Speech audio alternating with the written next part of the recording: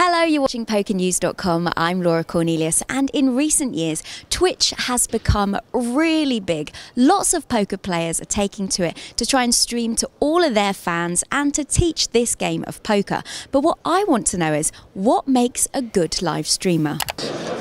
You be really silly, dumb, kind of good at poker, and kind of good at talking about things, and you keep a schedule. Everything Bench does. Opposite.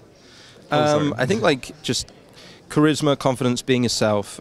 Just if you're enjoying it, the stream's going to enjoy it. So not necessarily the highest stakes as well, because a lot of people think if they play high stakes, they can just sit there and not talk and they're going to get views. But people don't tune into Twitch for that. They tune in for entertaining stuff, fun, laughs. I think that's the main thing. I think also being consistent is probably the most important thing, because if you don't show up when you say you're going to, people just won't tune in. And if you make false promises, people get tired of it pretty quickly.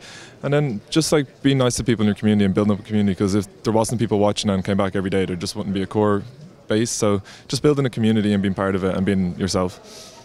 I'm not a popular streamer, but I think consistency, so being there for your followers and being entertaining. So it's basically being entertaining, and so they can count on you. You gotta talk a lot.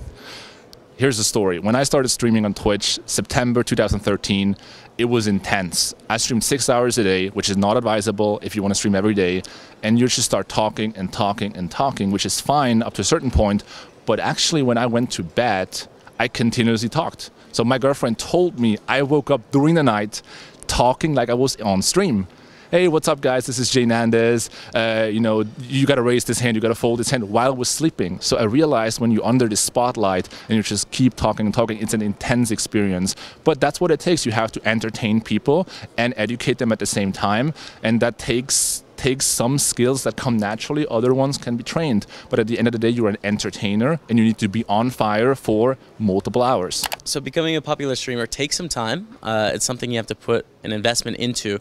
I think the most important thing is being consistent. So being at a certain time, a certain place, so that people know they can show up and they can watch that stream at that time. That's the most important thing.